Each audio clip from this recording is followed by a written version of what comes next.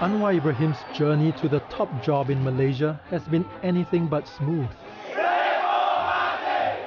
A prime minister in waiting for decades, he has clashed with the nation's most powerful figures and was jailed twice. Can he now deliver the reform he says the country needs? Unless there is a clear political commitment, resolve to change, I don't believe Malaysia will survive. Anwar says he will stamp out corruption and unite a country divided by racial politics. But new threats challenge his ambitions. The question on everyone's mind is whether or not Anwar Ibrahim's administration can last the full term. 101 East joins Anwar Ibrahim as he navigates his first 6 months in power. We examine the challenges ahead for him and Malaysia.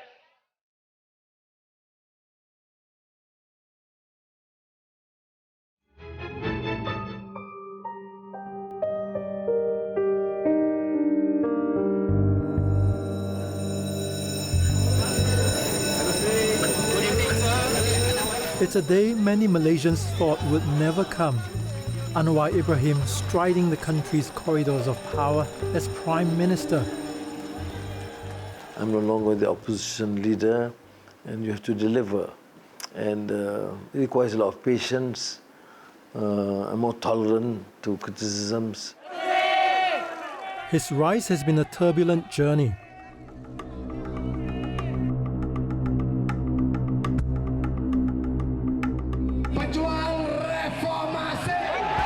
Reform has been Anwar's catch cry for the past 25 years. Now it's time to put his words into action. Have you found it easier to be an opposition leader, to be the proverbial freedom fighter, than it is to lead a country? Well, in a way, you are right, because as an opposition leader, you feel, no inhibition. You feel you can just blurt it out. I've been fighting corruption all my life, but now I can make sure that the anti-corruption agencies is more effective, more determined to act against the corrupt. Anwar Ibrahim began his career as part of Malaysia's political establishment, rising through the ranks of the ruling party in the 1980s and 90s to the office of Deputy Prime Minister. But he clashed with his boss, then Prime Minister Mahathir Mohamad, over policy issues. Sacked in 1998, he was charged with sodomy and abuse of power, jailed for 6 years and beaten up by the police chief. The night I was badly assaulted, I was thinking of my parents, Aziza and the family. Because of the severity of the attack, I thought I would not survive.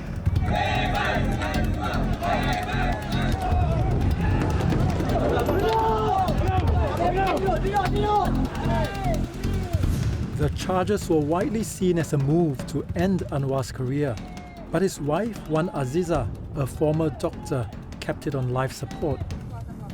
Thrust into politics, she stood in for Anwar to lead a fledgling opposition party while he was behind bars. I told myself, be strong. I will not give whoever did this to us the satisfaction of seeing me break. Seeking justice for Anwar became a family affair. Aziza and their teenage daughter, Nurul Izzah, campaigned internationally for his release. Both went on to contest elections to keep his ambitions alive.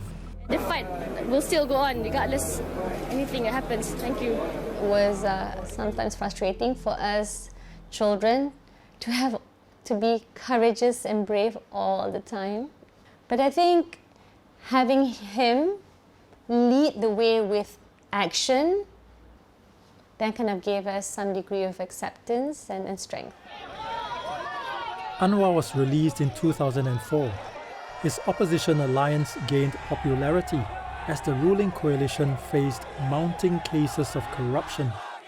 But Anwar's rise was thwarted again in 2015, when he was jailed for sodomy a second time. My father has always taught us to understand challenges and tribulations are all relative. We could visit him in prison. He would never allow us to tear up or to be sad. It was always filled with laughter, even if it was in an underground dungeon. After another 3 years in prison, Anwar was released in 2018, following a royal pardon from Malaysia's king. His political coalition had joined forces with his former enemy, Mahathir Mohamad, to win the election that year. They capitalized on public anger at then Prime Minister Najib Razak and the multi-billion-dollar 1MDB corruption scandal, ending Barisan's 6 decades in power. New PM Mahathir promised to hand the reins to Anwar after 2 years, but that agreement and the government collapsed after just 22 months. We begin with breaking news out of Malaysia, where the Prime Minister Mahathir Mohamad has offered his resignation to the king and his political party has quit the ruling alliance. Is it harder for you to trust people now? Yeah, but people change. We make mistakes in the past, but you're given the opportunity. Why impose such harshness on others? Today, his nemesis have fallen from grace. Najib is in prison, serving 12 years after he was convicted for his role in the 1MDB scandal. Mahathir suffered a crushing defeat in the 2022 general election, but Anwar now has to partner with an enemy again. Now that Anwar Ibrahim is Prime Minister, how do you feel? Relieved, yet apprehensive. Things are more complicated. We have to, be a combination of parties that we were not really very friendly with before, and it's a chance that we have to take. Anwar faced the uncertainty of an unprecedented hung parliament after the November 2022 election. His coalition Pakatan Harapan, or the Alliance of Hope, won the most seats, but not enough for a simple majority to form the government. Anwar came to power after signing a pact with minority parties, including bitter rivals Barisan.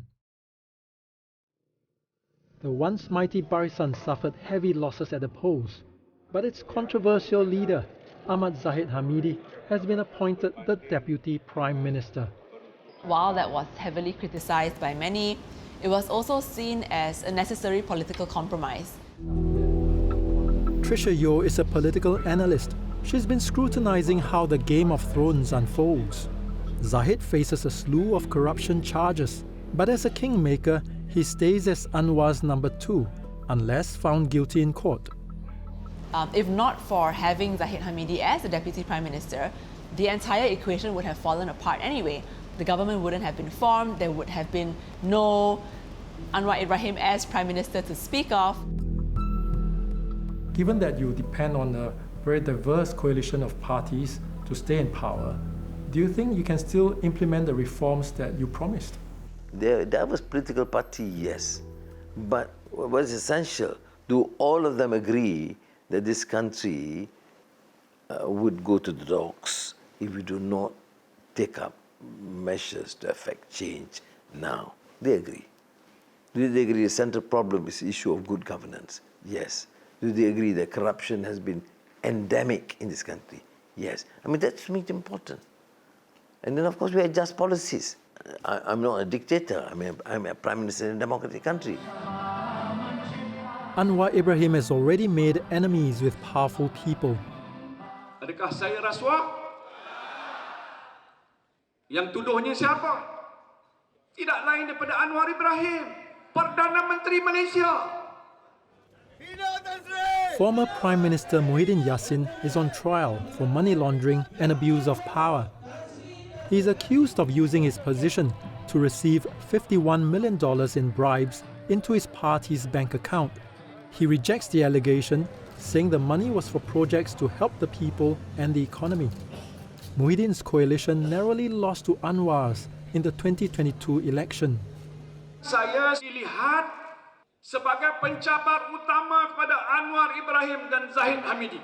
Jadi sebab itu saya telah pun dijadikan mangsa pendakwaan politik terpilih. Anwar denies interfering in the corruption investigations. With Muhyiddin facing trial, Hamzah Zainuddin is the opposition leader. Dasar-dasar Anwar Ibrahim yang menindas rakyat serta politik dendam, Anwar harus kita lawan demi rakyat, demi negara. The next fight comes in the form of 6 upcoming state elections, with Hamzah's coalition aiming to stage an upset. They don't have priority at the moment. They just want to wish hunting, and they would like to condemn the position. Are you content to wait another 4 or 5 years to be in the government again? If they cannot manage, and the people raise up, I think we have got no other choice but to take over. Do you see the state elections as a barometer of whether or not the people are unhappy and, as you say, asking for a change? Inshallah, I think we will win big in this coming election. The people are still with us, and they don't believe that this current government can manage, and maybe they're just waiting for us to take over. That is, gross misunderstanding of the electoral system and democracy as it stands. To call for the toppling of a government midterm without the legitimate, true constitutional means, that would not be a responsible thing to do. Malaysia has endured much political instability, with 5 prime ministers in as many years. Your opponents are talking about taking over the government even before the next GE. What's your take on that? There will be some minority forces if they have to face the courts in the corruption trial. What choice do they have? They will try and unseat, hopefully to save themselves.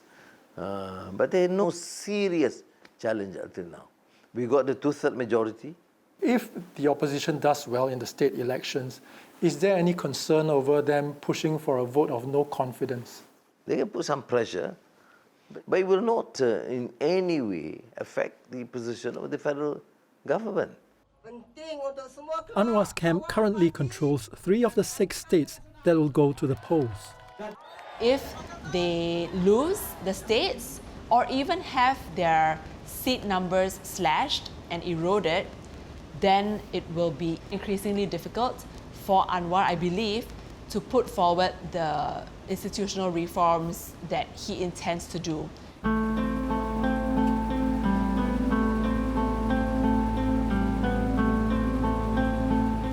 It's early on a Wednesday morning, and the crowds have descended on one of the biggest markets in the capital, Kuala Lumpur. With its mix of cultures, Chowkit Market reflects Malaysia's social fabric. By law, all Malays are Muslim. They make up nearly 60% of citizens. Together with the other indigenous people, they are granted special status in the constitution. The rest are ethnic Chinese, Indians, and other minority groups.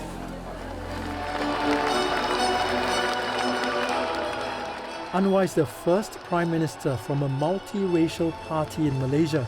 He has long promised equal rights for all. But it's a divisive issue in a country where politicians exploit race and religion to win votes. We will never compromise on the principle that this is a country for all Malaysians, irrespective of race and creed. It is up to us in the present government to prove a case that the future for this country is a multiracial agenda. But having said that, there are concerns about the issue of poverty of the Malays, but the solution is not race-based. Poverty is just poverty. I would not profile them according to race, but profile them according to their earnings. So you're committed to move on from the affirmative action based on race to make it based on needs? Yeah, I mean, is there still yes, a priority? Yes, of course. This approach would help the Malays more, because the race-based policies have been proven to be used by the few elites and their cronies to benefit themselves. And I will use all the authority and strength at my disposal to stop this madness, this insanity of fighting against other races or other religions. Anwar's opponents are an alliance of conservative Malay Muslim parties, strident about communal politics. We do not want secularism. You look at the demography, Islam is the religion of this country. Everyone can have their own faith, but at the same time must adhere to the law of this country. There are certain things that you can't just mention about human rights in the country when the bigger numbers are the Muslims. The upcoming state polls will show if Anwar can strengthen his Malay support base and stem the rise of conservative Islam. InsyaAllah, kalau gerak kerja seperti mana PRU 15 ini kita terjemahkan semula, tak mustahil Pulau Pinang akan mencipta suatu sejarah yang sangat-sangat besar.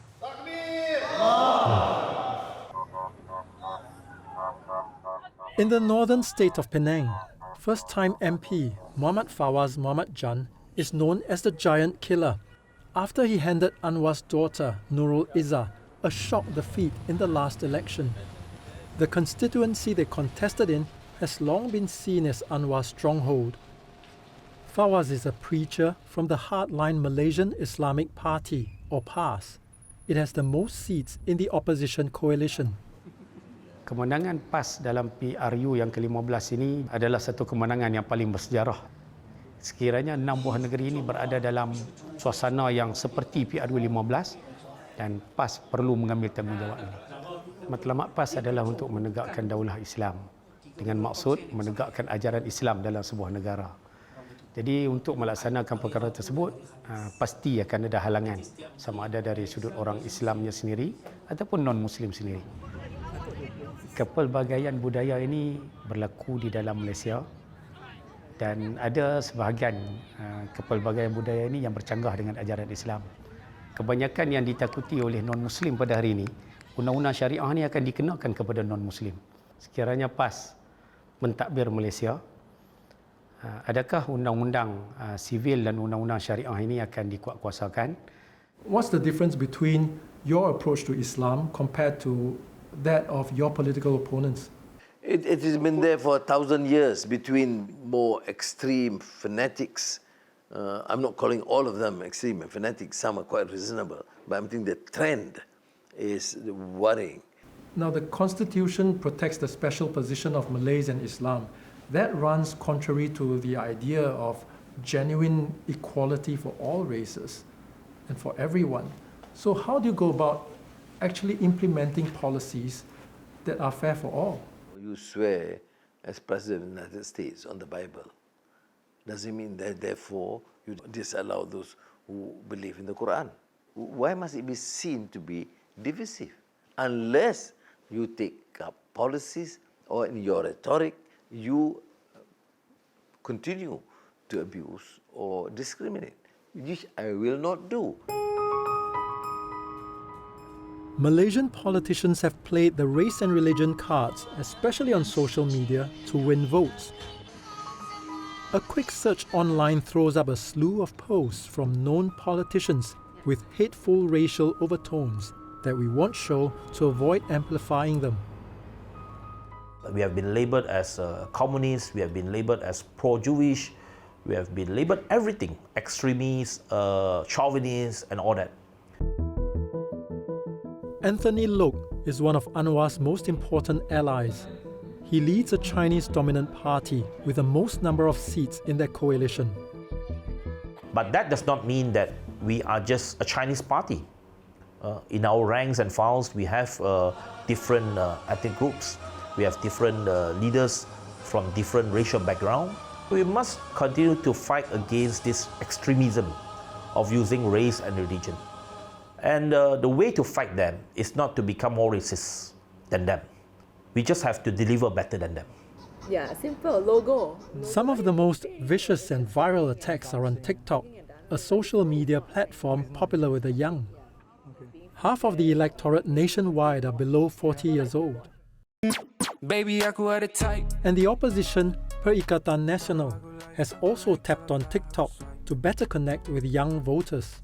They were more emotive, they were able to reach out, I think, to what the youth found to be exciting and interesting. The message kept perpetuating, the same message, the simple message was used repeatedly over and over again to display that the young people themselves were the ones who were sharing the content, making the content. I've shared from the beginning on the importance of investing in TikTok.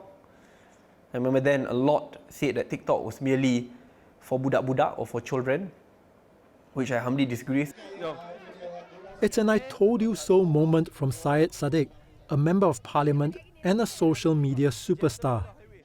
Tenaga hijau elektrik kepada lebih 25,000 buah rumah bawah 90 saat. Let's go. When they talk about race and religion, we talk about issues. Who will provide good jobs for you? Who will ensure that Malaysia becomes a developed country? In 2018, Saddiq became Malaysia's youngest minister at the age of 25 and successfully fought to lower the minimum voting age from 21 to 18. He co-founded a youth-centric party in 2020 after the government collapsed and he refused to take sides. Saddiq has about 1 million followers on TikTok, more than any other elected politician in Malaysia. More banjir lagi kerana hakisan pantai dan air pasang. Even if you're not on TikTok, there will be someone who will share your TikTok video on their WhatsApp groups, family WhatsApp groups, in which can be shared across different platforms, Instagram, Facebook, Twitter. So it has actually captured a lot of generations all in one basket. Saya merupakan salah seorang mangsa aku. Despite his online influence, Saddiq finds it challenging to thrive in Malaysia's political landscape. Malaysian politics is still largely dominated by establishment politics, linked to political families, largely established political parties with deep roots in the politics of patronage or ethnicity and race and religion. The best way to move forward is to ensure that young people knock the door, and when the door is not open, you kick the door open.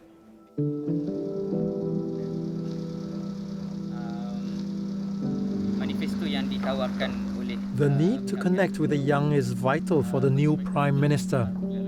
I meet two first-time voters who helped Anwar's opponents unseat his daughter as an MP.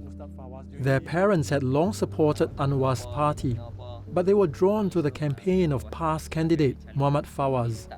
Berkenaan dengan social media terutamanya TikTok, apa yang dibawa oleh Ustaz Fawaz ni lebih kepada menyentuh hati, memberi pengajaran kepada anak-anak muda lah. Saya ada didedahkanlah berkenaan dengan reformasi. Tapi lama-kelamaan sikap reformasi tadi tu ataupun slogan reformasi tadi tu dia semakin lama semakin hanyut. Daripada zaman ibu ayah saya lagi, masalah banjir yang tak berkesudahan sampai sekarang lah. Kalau kata hujan lebat ke, sampai sekarang banjir. Slogan reformasi tu bagi saya tak ada apa kot. Saya student, so saya tak berapa ada sangat, macam tak berapa ada duit, so kos sara hidup saya tinggi. Macam kita nak tangani, macam mana kita solusi lah. Cari satu solusi. You know, your calls for reformasi was very much a part of your political career, but when we talk to some of the younger people, it doesn't resonate with them. How would you try to gain ground with that crowd? We have, of course, the means to disseminate the information, get people to understand. But I don't want them to understand history. They should understand reform and the imperative for reform because of the urgency and the necessity now to implement and to effect change. My message to them, as I felt when I was young, we have a role. Do your best. Save this country and seek the truth. With a post-pandemic economy in the trenches, Anwar has to prioritize bread and butter issues for Malaysia. He also has to stave off political threats while delivering his long-promised reform agenda. Balancing these demands will be key to his government lasting a full